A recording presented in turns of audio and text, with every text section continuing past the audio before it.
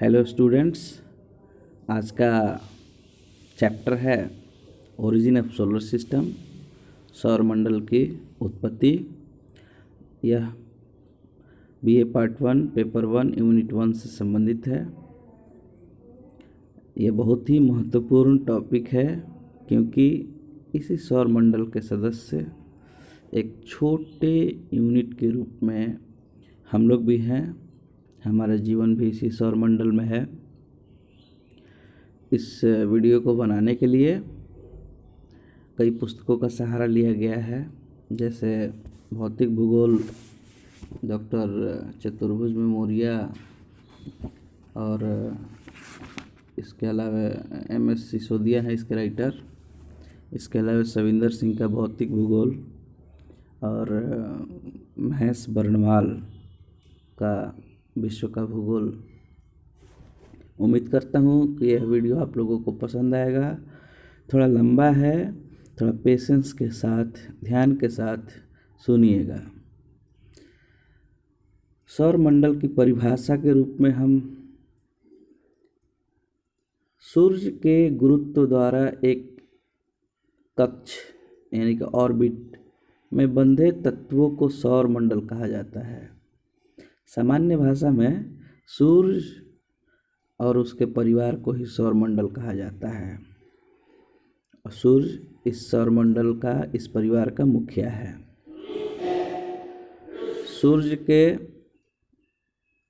अतिरिक्त 8 ग्रह, 172 उपग्रह एवं असंख्य उच्छल तारे, लघु ग्रह या क्षुद्र ग्रह तथा उल्का मिलकर ये पूरा सौरमंडल बनाती है।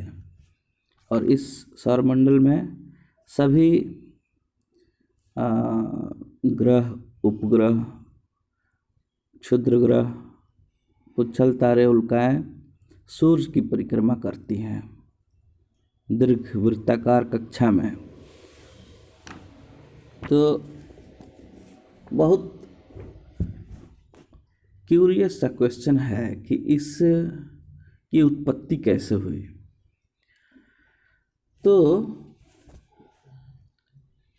मनुष्य आदिकाल से ही, जब से मनुष्य को ज्ञान हुआ है, तब से यह आकाश में टकटकी लगाकर देखता था और जितने भी तारे चमकते थे या फिर जो भी चीज़ था आकाश में, उनके प्रति मन में उत्सुकता रहती थी और वो जानने का प्रयास करते थे कि इनकी उत्पत्ति कैसे हुई। तो पृथ्वी एवं सौरमंडल की उत्पत्ति के संबंध में विज्ञान सम्मत सिद्धांत आधुनिक काल में सर्वप्रथम सन 1749 में कास्ते दी बफन, 1755 में कांट तथा 1796 में लाप्लास ने प्रस्तुत किए। कुछ लोगों ने मान लिया कि एक ही तारे से सौरमंडल की उत्पत्ति हुई और कुछ ने मान लिया कि 2 तारों से सौरमंडल की उत्पत्ति हुई। तो ये 2 प्रकार के विचार हैं। तो पहला हो गया वन स्टार या अद्वैतवादी सिद्धांत। इसमें सौरमंडल की उत्पत्ति सिर्फ एक तारे से हुई। इसमें कौन कौन लोग हैं विचार देने वाले? Buffon, Kant, Laplace, Lockyer, Herschel and Roche. Second है बाइनरी स्टार या द्वैतवादी सिद्धांत। इसमें सौरमंडल की उत्पत्ति के लिए 2 तारों का होना बताया जाता है। इसमें कौन कौन लोग हैं? चैम्बरलिन व Moulton, James Jeans, Jeffreys and Russell, ये सभी विद्वान हैं। और एक तीसरा भी ग्रुप है, सिद्धांत है आधुनिक सिद्धांत, जिसमें कि सौरमंडल की उत्पत्ति के लिए एक तारक और द्वैतारक से अलग ही परिकल्पना की गई है। तो हम आगे बढ़ते हैं और इन सभी विद्वानों के एक एक करके देखेंगे सिद्धांत को। एक चीज़ इसके पहले बता दूं कि सौर मंडल का व्यास 733 करोड़ मील, किलोमीटर में 1173 करोड़ किलोमीटर है इसका व्यास। इसमें जो 8 ग्रह हैं, इसमें कुछ आंतरिक ग्रह हैं, कुछ बाह्य ग्रह हैं। आंतरिक ग्रह में बुध, शुक्र, पृथ्वी और मंगल ये छोटे हैं परंतु इनका घनत्व अधिक है। और बाह्य ग्रह में बृहस्पति, यूरेनस, नेपच्यून ये सभी बड़े ग्रह हैं, इनका घनत्व कम है। स्टेटस ऑफ प्लूटो, थोड़ा बात कर लें कि हमारे सौरमंडल में पहले 9 ग्रह होते थे लेकिन अभी 8 ग्रह हैं। प्लूटो एक ग्रह था जो 1930 में खोजा गया था, लेकिन 2006 में अंतर्राष्ट्रीय खगोलीय संगठन इंटरनेशनल एस्ट्रोनॉमिकल यूनियन ने इस ग्रह की मान्यता वापस ले ली और प्लूटो को ड्वार्फ प्लैनेट का दर्जा दे दिया, बौना ग्रह। क्यों? किसी भी ग्रह को होने के लिए कुछ शर्तें हैं और यह इस शर्त पर खरा नहीं उतरता था। शर्त है सूर्य की कक्षा में होना होगा। दूसरा, इसे काफ़ी भारी होना होगा ताकि अपनी गुरुत्वाकर्षण शक्ति से यह एक गोला स्फीयर हो सके। इसकी कक्षा को किसी अन्य ग्रह की कक्षा को काटना नहीं चाहिए। तो ये जो तीसरा शर्त है यह पूरा नहीं करता था और यह नेपच्यून के कक्षा को काटता था, इसलिए इसको बाहर कर दिए गए ग्रहों की कतार से। और 2006 में ही इसका नामकरण 134340 प्लूटो बौना ग्रह करके इसको सौरमंडल से अलग कर दिया गया। सौरमंडल की उत्पत्ति तथा उसकी आयु की समस्याएं अत्यंत ही रहस्यपूर्ण हैं, जिसको सुलझाने के लिए कई विद्वानों ने प्रयास किया। देखते हैं तो जो पहला अद्वैतवादी संकल्पना है जिसमें एक तारे से सौरमंडल की उत्पत्ति के बारे में परिकल्पना प्रस्तुत की गई है, तो सबसे पहले हम देखेंगे इसमें कांट की वायव्य राशि परिकल्पना, कांट गैसियस हाइपोथेसिस। ध्यान से सुनिए। पृथ्वी की उत्पत्ति के संबंध में जर्मन दार्शनिक कांट ने 1755 में अपनी वायव्य राशि परिकल्पना का प्रतिपादन किया, जो न्यूटन के गुरुत्वाकर्षण नियमों पर आधारित थी। शुरू में इनके हाइपोथेसिस की बहुत सराहना की गई, अच्छा बताया गया, लेकिन बाद में तर्कहीन बता करके इसका समर्थन जाता रहा, मतलब इसको मानने वाले बहुत कम बचे हैं। तो कोई भी हाइपोथेसिस में पहले बहुत सारी चीज़ों को मान लिया जाता है कि ऐसा होगा तो वैसा होगा, वैसा होगा तो ऐसा होगा, तो इन्होंने भी कुछ चीज़ों को मान लिया। सर्वप्रथम कांट ने यह मान लिया कि प्राचीन काल में ब्रह्मांड में दैव निर्मित आद्य पदार्थ प्रीमोर्डियल मैटर बिखरे हुए थे। प्रारंभ में ये पदार्थ अत्यंत कठोर, शीतल तथा गतिहीन थे। पुनः कांट ने यह मान लिया कि आपसी आकर्षण के कारण ये कण एक दूसरे से टकराने लगे। टकराव के कारण ताप और भ्रमण गति शुरू हुआ। ताप में वृद्धि होती चली गई, जिसके कारण आद्य पदार्थ एक वायव्य राशि में परिवर्तित होने लगा। ताप यानी कि हीट और रोटेशन के कारण प्रारंभिक शीतल तथा गतिहीन वायव्य पदार्थ एक तप्त तथा गतिशील निहारिका में परिवर्तित हो गया, नेब्यूला में। नेब्यूला ताप के कारण जो उत्पन्न हुई थी घूमने लगी, इसके आकार में वृद्धि होने लगी और वृद्धि होने से नेबुला की परिभ्रमण गति में भी वृद्धि होने लगी, मतलब और तेज तेज घूमने लगी। इस प्रकार निहारिका जो है नेबुला इतनी तेज गति से घूमने लगी कि सेंट्रीफ्यूगल फोर्स, केंद्रापसारित बल के प्रभाव से निहारिका के मध्य भाग में उभार आने लगा और इस क्रिया के तीव्रता के कारण इसमें से कई छल्ले, एक छल्ला निहारिका से बाहर निकला और वह छल्ला 9 भागों में टूट के 9 ग्रहों का निर्माण किया। ये हमारे कांट साहब कहते हैं। केंद्रापसारित बल वो होता है, जैसे मान लो कि बचपन में किसी रस्सी में या फिर डोरी में गिट्टी या पत्थर बांध के हाथ से हम ऐसे गोल गोल घुमाते थे, वो घूमता था और बहुत तेज घुमाते घुमाते कभी छूट जाता था तो वो बाहर चला जाता था, दूर चला जाता था। इसी प्रकार नेबुला घूमते घूमते घूमते क्या हुआ, उसमें से कुछ पदार्थ बाहर आ गए और वो 9 भागों में बट के 9 ग्रह का निर्माण किए। इसमें बहुत सारी प्रॉब्लम्स हैं, मतलब ये जो हाइपोथेसिस इन्होंने दिया है इसको लोगों ने बाद में अपने तर्क से काट दिया। चलिए उस पे नहीं जाएंगे। नेक्स्ट हम देखते हैं नेबुलर हाइपोथेसिस ऑफ लैपलैस। फ्रांसीसी विद्वान लैपलैस ने अपना मत 1796 में व्यक्त किया और इसका वर्णन उन्होंने अपनी पुस्तक exposition of the world system में किया। यह कांट के विचार से मिलता जुलता है और कांट की गैसियस हाइपोथेसिस की कुछ दोष जो थे, जो गलतियां थी, उनको दूर करने के लिए इन्होंने कुछ संशोधन किया।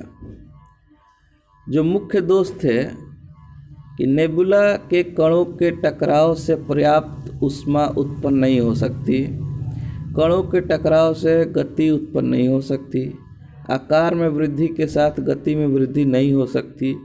इन तीनों गलतियों को दूर करने के लिए लैपलास ने कुछ अलग ही चीज़ों को माना। प्रथम समस्या, ताप की समस्या हल करने के लिए उन्होंने मान लिया कि ब्रह्मांड में पहले से एक विशाल और तप्त नेबुला थी, पहले से ही वो गर्म थी। यह नेबुला प्रारंभ से ही गतिशील थी, इसमें टकराव के कारण गति उत्पन्न नहीं हुआ, ये पहले से ही गतिशील थी। यह निहारिका निरंतर शीतल होकर आकार में सिकुड़ती गई और इस प्रकार उन्होंने 3 जो अपना परिकल्पना था उसके आधार पर सौरमंडल की उत्पत्ति को बताया। अतीत काल में ब्रह्मांड में एक गतिशील एवं तप्त महापिंड था जिसे लैपलास ने नेबुला का नाम दिया। नेबुला की गति के कारण विकिरण द्वारा ऊष्मा का ह्रास होने लगा, जिस कारण इसका बहिर्भाग, बाहर का भाग शीतल होने लगा और शीतल होने के कारण इसमें संकुचन होने लगा और इस संकुचन के कारण आयतन में कमी आने लगी और इसके फलस्वरूप इसकी गति बढ़ने लगी। अत्यधिक गति के कारण, केंद्रापसारित बल के कारण निहारिका के मध्यवर्ती भाग के पदार्थ भारहीन होने लगे तथा मध्य भाग की ओर उभरने लगा। ऊपरी भाग निरंतर शीतल होने के कारण अत्यधिक घना हो गया, परंतु यह ऊपरी भाग निचले भाग के साथ भ्रमण नहीं कर सका और ऊपरी भाग निरंतर शीतल होने तथा सिकुड़ते मध्य भाग से छल्ला के रूप में पृथक होने लगा। कुछ समय बाद यह गोल छल्ला निहारिका से अलग होकर बाहर निकल आया और निहारिका का चक्कर लगाने लगा। नेबुला और निहारिका एक ही है। लैपलास के अनुसार निहारिका से केवल एक ही छल्ला निकला तथा बाद में 9 छल्लों में विभाजित हो गया, जबकि कांट के अनुसार निहारिका से ही 9 छल्ले निकले थे और प्रत्येक छल्ला एक दूसरे से दूर हटता गया और इसके समस्त पदार्थ एक स्थान पर गांठ के रूप में एकत्रित होकर गर्म वायव्य ग्रंथि, हॉट गैसियस एग्लोमेरेशन का रूप धारण किया और आगे चलकर शीतल होकर ठोस ग्रह बन गया और इसी प्रक्रिया द्वारा बाद में उपग्रह भी बने। तो इनकी भी जो थियरी है, हाइपोथेसिस है, शुरू में लोगों ने बहुत अच्छा खासा इसको समर्थन दिया, लेकिन बाद में कई और विद्वानों ने तर्क के द्वारा इनके इस हाइपोथेसिस को भी काट दिया और समर्थन खत्म हो गया। तो इनके भी कुछ प्रॉब्लम्स हैं, उनको हम नहीं देखेंगे, वीडियो बहुत ज़्यादा लंबा हो जाएगा।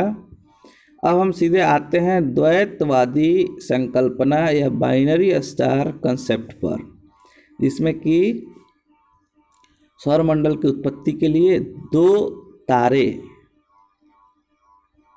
की कल्पना की गई है। इसके पहले एक तारा की कल्पना की गई थी, अभी 2 तारों की कल्पना की गई है। अब इसमें हम देखेंगे कि कौन कौन से लोग अपने विचार दिए हैं। तो Chamberlin, Moulton, James Jeans, Jeffreys, Russell, ये महत्वपूर्ण विद्वान हैं जो बाइनरी स्टार कंसेप्ट में अपना अपना परिकल्पना दिया है। तो एक देख लेते हैं, चैम्बरलिन की ग्रहाणु परिकल्पना, प्लैनेटेसिमल हाइपोथेसिस ऑफ चैम्बरलिन। निहारिका परिकल्पना के विपरीत चैम्बरलिन ने 1905 ईस्वी में पृथ्वी की उत्पत्ति के संबंध में अपनी ग्रहाणु परिकल्पना प्रस्तुत की।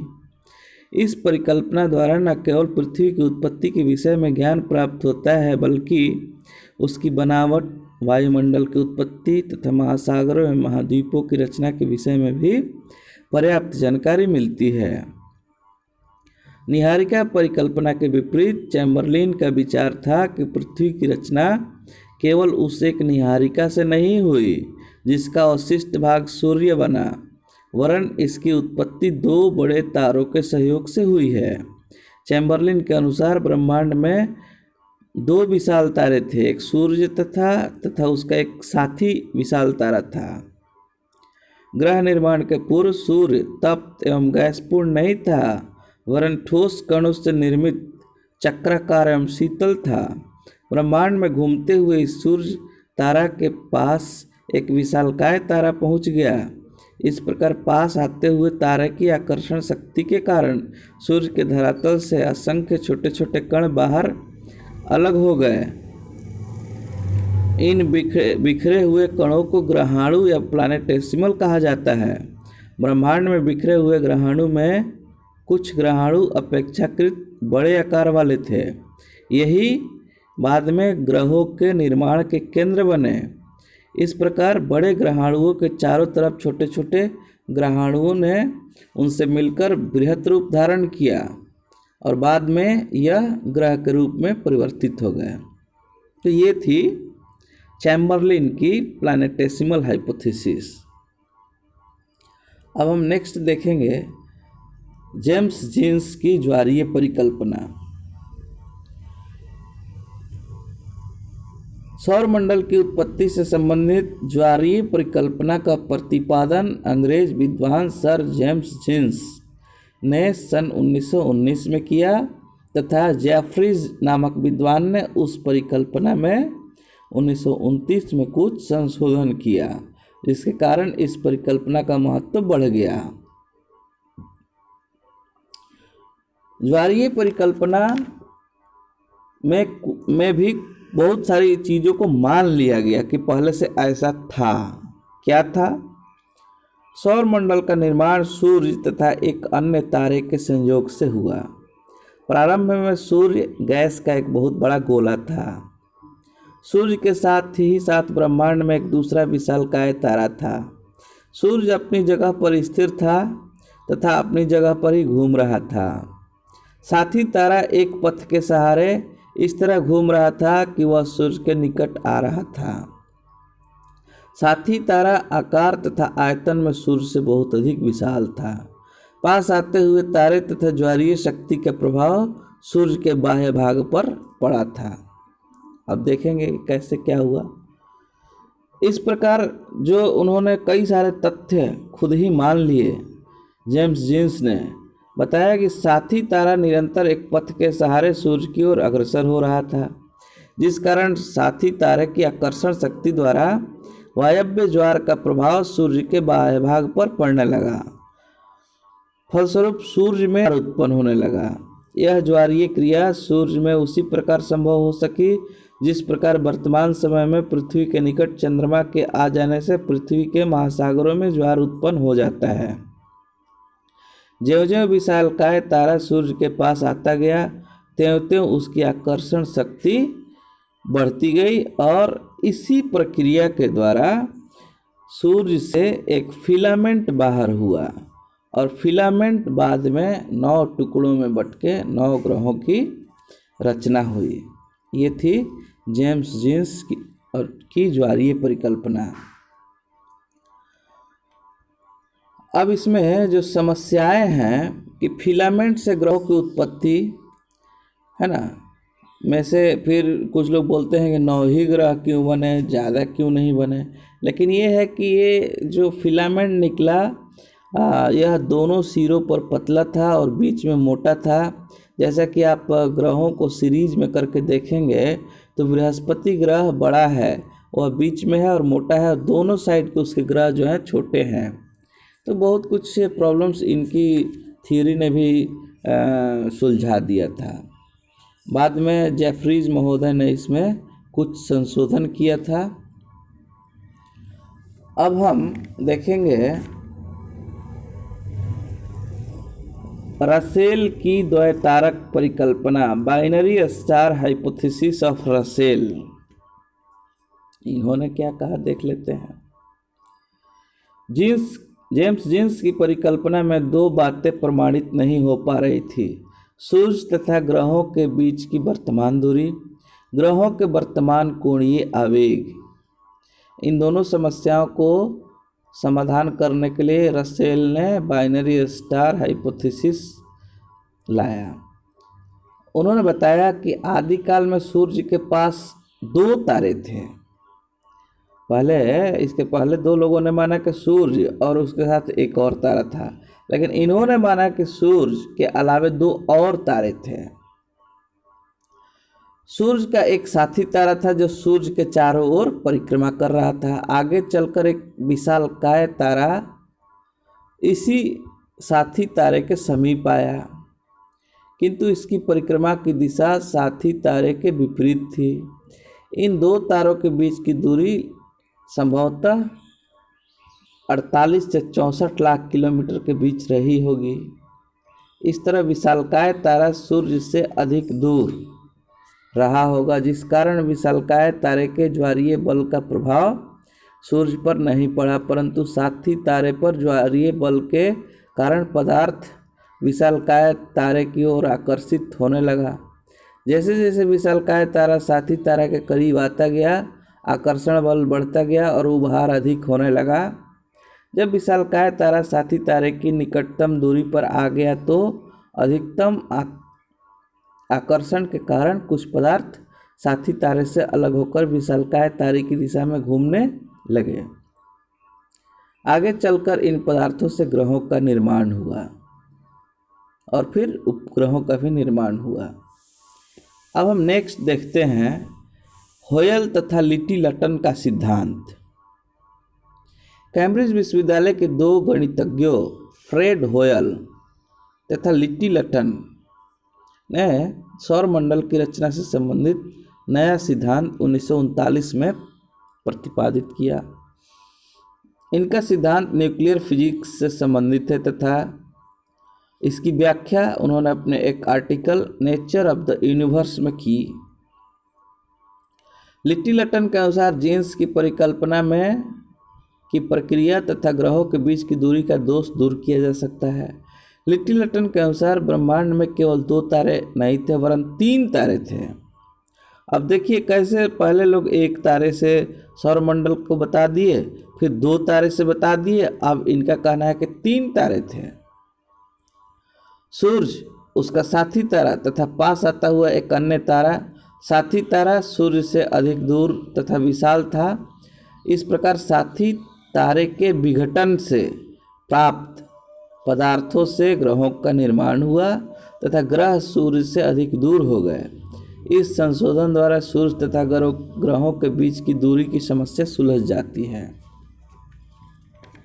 अब हम आगे देखते हैं ऑटो शिम्ड की अंतर तारक धूल परिकल्पना, interstellar dust hypothesis of Otto Schmidt. Otto Schmidt रूस के वैज्ञानिक थे। 1943 में उन्होंने एक परिकल्पना दिया, सूर्य तथा ग्रहों के बीच कोणीय आवेग में अंतर, विभिन्न ग्रहों की संरचना में अंतर, विभिन्न ग्रहों की गति में अंतर, सूर्य तथा ग्रहों के बीच की वर्तमान दूरी की यथार्थता, इन सभी प्रॉब्लम्स को उन्होंने दूर करने का प्रयास किया या समझाने का प्रयास किया। तो उन्होंने बताया कि आदिकाल में ब्रह्मांड में अधिक मात्रा में गैस एवं धूल कण फैले हुए थे। इन गैस मेघों तथा धूल कणों की उत्पत्ति उल्काओं तथा तारों से निकले पदार्थों से मानी जा सकती है। प्रारंभ में जब सूर्य आकाश गंगा के करीब से गुजर रहा था तो उसने अपनी आकर्षण शक्ति से कुछ गैस मेघ तथा धूल कणों को अपनी ओर आकर्षित कर लिया, जो सामूहिक रूप से सूर्य की परिक्रमा करने लगे। स्मरणीय है कि प्रारंभिक चरण में धूल कण तथा गैस अव्यवस्थित रूप से अलग अलग सूर्य का चक्कर लगा रहे थे। गैस मात्रा में कम होने के कारण अधिक अव्यवस्थित थी, जबकि धूल कण अधिक होने के कारण कम अव्यवस्थित थे। परिणाम स्वरूप धूल कण संगठित तथा घनीभूत होकर एक चपटी तस्तरी में बदल गए और ये जो प्रक्रिया है ग्रहों के निर्माण की, यह कई क्रमिक अवस्थाओं से गुजरकर ग्रह बने। नेक्स्ट, अब है आधुनिक सिद्धांत। इस आधुनिक सिद्धांत में भी कई लोगों ने अपने सिद्धांत प्रस्तुत किए हैं, लेकिन जो सबसे ज़्यादा समर्थन वाला सिद्धांत है वो है बिग बैंग सिद्धांत, महाविस्फोट सिद्धांत। इस परिकल्पना का प्रतिपादन जॉर्ज लेमेंटियर, बेल्जियम के वैज्ञानिक थे, ने यूनिवर्स, आकाशगंगा, सौरमंडल की उत्पत्ति के लिए सिद्धांत दिया जिसका नाम था बिग बैंग। रॉबर्ट वोगनर ने इस सिद्धांत की 1967 में एक्सप्लेनेशन दिया। जैसे बिग बैंग क्या है, जैसे मान लो कि कोई एक छोटा गुब्बारा है, उस पर आप पेन से 10 पॉइंट्स बना देते हैं। अब उस गुब्बारे में हवा भरते हैं तो उन पॉइंट्स के बीच की दूरी बढ़ते जाती है। तो इसी प्रकार बिग बैंग थ्योरी में ये है कि मान लिया आज से 15 अरब वर्ष पहले कुछ नहीं था तो कुछ था। कहने का मतलब कि एक आद्य पदार्थ था, एक एडम्स मैटर था, मतलब भगवान का दिया हुआ कुछ बड़े पदार्थ थे और ये बड़े पदार्थ जिनको हम फायरबॉल कह सकते हैं बहुत गर्म थे, तप्त थे। इसमें आकस्मिक जोरदार विस्फोट हुआ, अर्थात अचानक ये फट गया तथा उससे जनित विकिरण, उससे रेडिएशन पैदा हुआ। इस सिद्धांत का प्रतिपादन 1950, 60 तथा 60-70 के दशक में किया गया। इस सिद्धांत के अनुसार आज से 15 अरब वर्ष पहले एक विशाल अग्निपिंड था जिसकी रचना भारी पदार्थों से हुई थी। इस विशालकाय अग्निपिंड का अचानक विस्फोट हुआ जिस कारण पदार्थों का बिखराव हो गया। इन पदार्थों को प्रारंभिक सामान्य पदार्थ कहा गया, नॉर्मल मैटर। शीघ्र ही सामान्य पदार्थों के अलगाव के कारण काले पदार्थों का सृजन हुआ। इन काले पदार्थों का आपस में समूहन होने से अनेक पिंडों का निर्माण हुआ। इन पिंडों के चारों ओर सामान्य पदार्थों का जमाव होने लगा जिस कारण इनका आकार बढ़ता गया। आकार में वृद्धि होने से आकाशगंगाओं का निर्माण हुआ। उसके बाद आकाशगंगाएं जो प्रारंभ में आसपास थी वो दूर होने लगी। आज से 15 अरब वर्ष पहले निर्माण काल से आज तक ब्रह्मांड में लगातार फैलाव हो रहा है, ये दूर जा रहे हैं। आकाशगंगाओं का भी भयंकर विस्फोट हुआ तथा विस्फोट से निकले पदार्थों के समूहन से बने असंख्य पिंडों द्वारा प्रत्येक आकाशगंगा के तारों का निर्माण हुआ। इसी तरह प्रत्येक तारे के विस्फोट के कारण पदार्थों के समूहन द्वारा ग्रहों का निर्माण हुआ। तो ये बिग बैंग थ्योरी है। अब हम आपको कुछ फैक्ट्स बताते हैं। लार्ज हैड्रॉन कोलाइडर तथा बिग बैंग।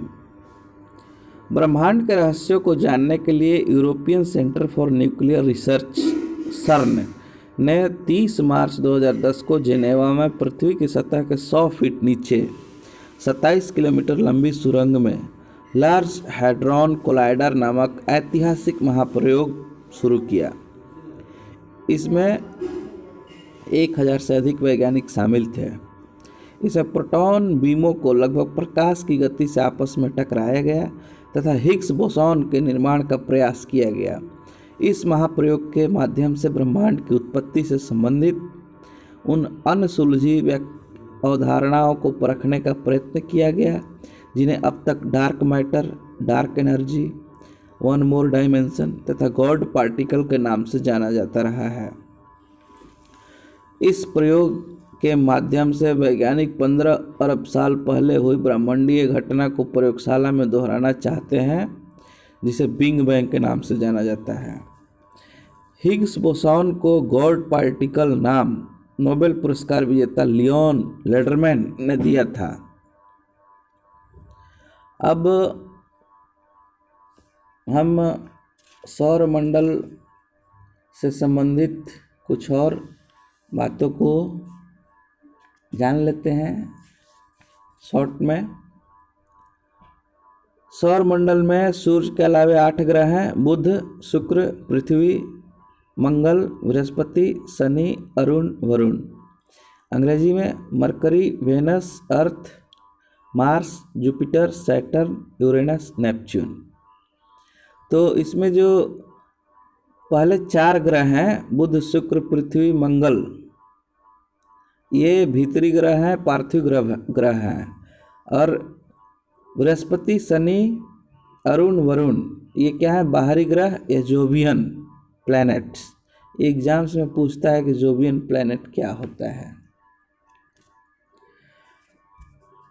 तो उम्मीद करता हूँ कि आप लोग सौरमंडल का जो उत्पत्ति के बहुत सारे हाइपोथेसिस हैं वो समझे होंगे, लेकिन मैं ये आशा करता हूँ कि आप लोग इसको और अधिक से समझने के लिए कई और पुस्तकों का सहारा लेंगे, कई और वीडियोस को आप सर्च करेंगे, इंटरनेट का सहारा लेंगे और इस पूरी सौरमंडल की उत्पत्ति का जो रहस्य है उसको जानने का प्रयास कीजिए। बहुत ही उत्सुकतापूर्ण विषय है ये। आप इसमें जितना भी कुछ जानने का प्रयास करेंगे वो कम रहेगा। तो इस प्रकार यह वीडियो पूरा होता है। धन्यवाद।